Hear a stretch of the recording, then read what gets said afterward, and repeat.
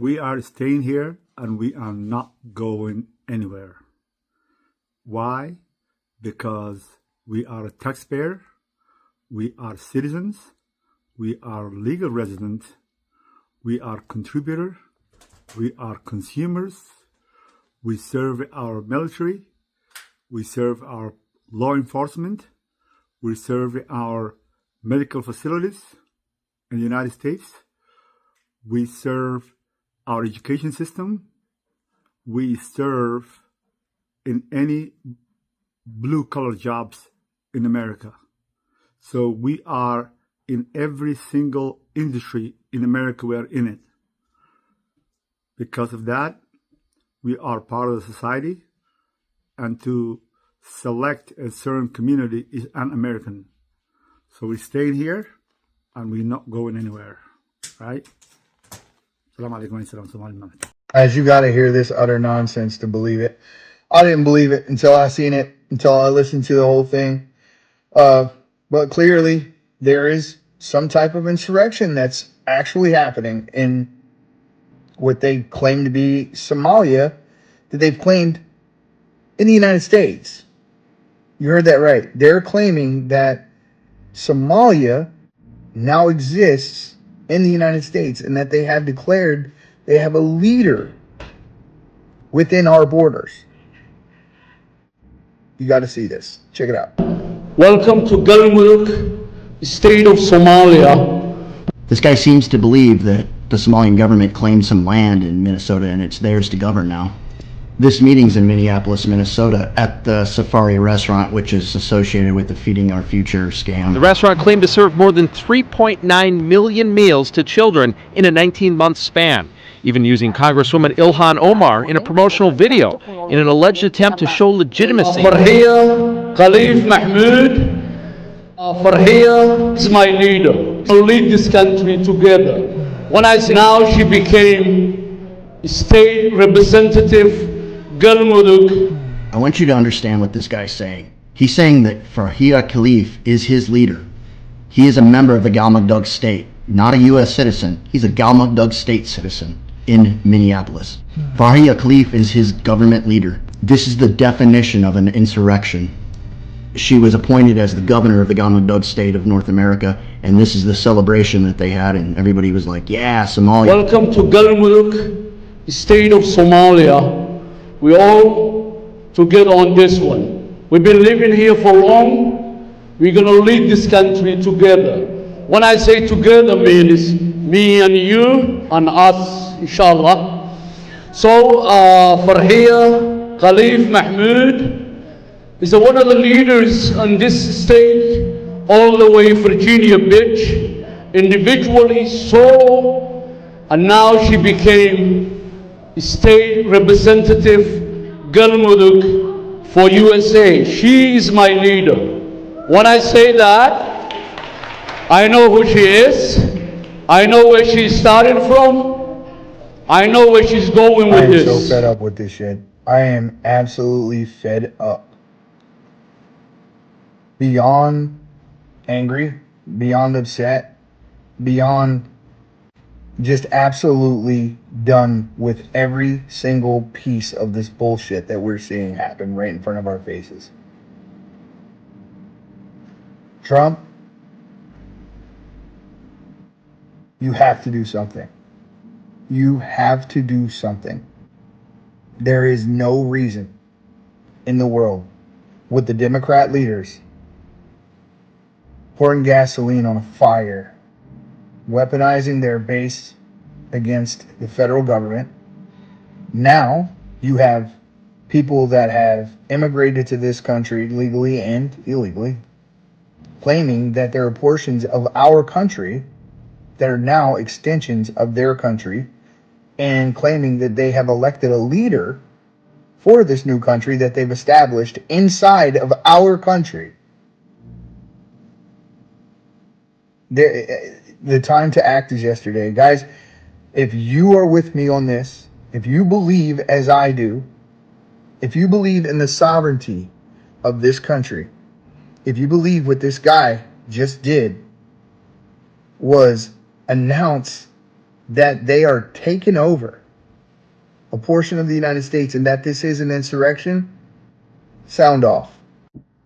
From what we know, most Somali immigrants escaped instability. Some came to America as kids, others have been born there, and moving away from America is moving away from stability, moving away from a life they have built for years and for ages. And most of them have actually lived more than 20 years, 30 years, and even 40 years building their lives. They say they are taxpayers, they are legal residents and citizens. Others are business owners, workers, consumers of goods, and long-term members of their communities. And from their perspective, that changes the conversation entirely. Trump is coming after Somalis in Minnesota, terminating TPS protection and stating Minnesota is being terrorized by Somali gangs. Send them back home. Yeah. Governor of Minnesota, he fired back. Ilhan Omar fired back. Republicans cheering. What? What is this? Because there's only 700 Somalis that have TPS. Majority of Somalis, they're US citizens. They're green card holders. They're refugees from the 90s. They have built communities, businesses, neighborhoods. What is he talking about? Why is he framing it like the whole Somali population depends on this TPS? This is called drama, theater, better headline. Yeah. So, what is the intention behind this drama? What's your thoughts behind this? Appreciate that. If you beef one Somali, you beef every Somali.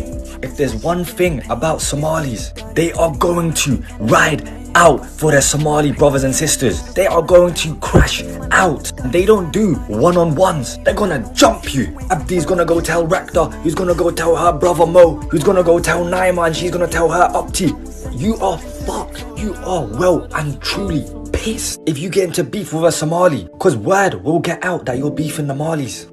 And then it's up from there. Even if you think that Somali is miskeen, they just watch anime and play PlayStation. They have someone in their network that is a trapper, that is on job. The Somali network is bigger than Google. It's even faster than Google. Next time you get into beef with a Somali, if you ever do, just let it slide. Because I promise you, you are going to have like 50,000 man on your case.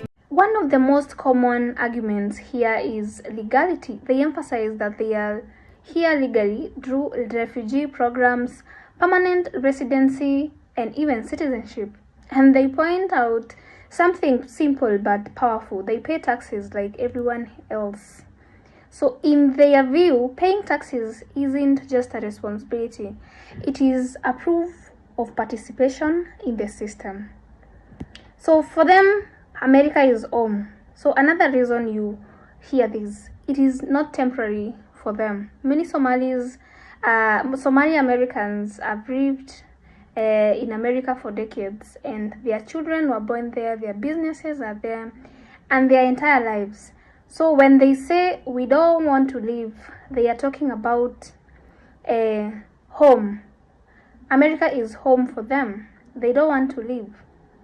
This guy needs to sit this one out. No culture or race benefits where wrongdoing is defended instead of confronted. Somalis in Minnesota are dealing with documented large-scale fraud cases involving welfare programs meant for children, families, people with disability. These aren't rumors. These are investigation, charges, and court cases. When people rush to defend identity instead of condemning the crimes going on, they unintentionally protect the very individuals damaging the community's reputation. Accountability is not hatred. Calling out fraud is not racism. And asking leaders and community voices to speak out is not an attack, it's responsibility. People come to America for opportunities, freedom, and a better future. When someone exploits the system, they don't just steal money, they steal trust, resources, and chances for others who genuinely need help. If we want a strong community, we must be brave enough to say it out loud. Crime deserves consequences, no matter who commits it. I'm yet to see even one Somali call out this crime, condemn the fraud going on in their own communities. You all have seen clips on social media, Somali Americans saying something like, Minnesota was promised to us like 30 years ago. Now, that's not a legal promise, it's a historical one, and it matters. So let's look at it this way. In the 1990s, thousands of Somali refugees were resettled in Minnesota through U.S. refugee programs, and Minnesota offered them jobs, social infrastructure, safety, and community support at a time when Somalia was collapsing into a civil war. So over time, that resettlement turned into roots. Family grew, businesses opened, children were born, and the entire neighborhood was formed. So when these people say Minnesota was promised to them, what they often mean is this. This is where they were told to rebuild their lives more than 30 years ago, and they did. 30 years later, Minnesota isn't just a destination for them. It is their home, and that's the context behind the statement. They are not leaving Minnesota, from what we see on social media. My biggest fear in life is that this man may never witness our full takeover. Yes, he may never witness that. He already witnessed our partial takeover, our little success in America. And he is the reason, actually, I know that the community in America is thriving. He is how I know. It's like, he's how we measure our progress. If he doesn't tweet, somebody messed up. I know it. Somebody fucked up the plan. If he tweet, I know. I know we're doing the right things. Yes, that's how I know. So he's old and sick, I know. He may not witness our full takeover, but I promise you that his sons will witness. Just like him, we came to exist in this country. See, the land of free men, the land of opportunities. And we're here. Yes. And we're not leaving, actually.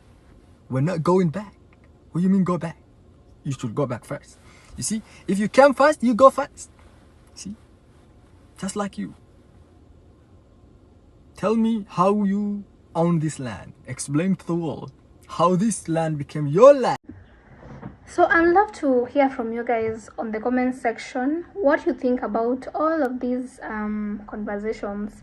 And do you think it's legally, is it allowed? Like, can they have that decision and stand with it?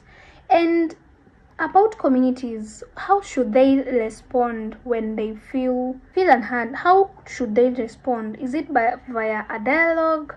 Should they follow the laws, or should they protest? So tell me on the comment section what you think about all of this. Thank you so much for watching this video up to this particular point. Kindly consider subscribing to join our family. I'll see you in the next one. Bye for now.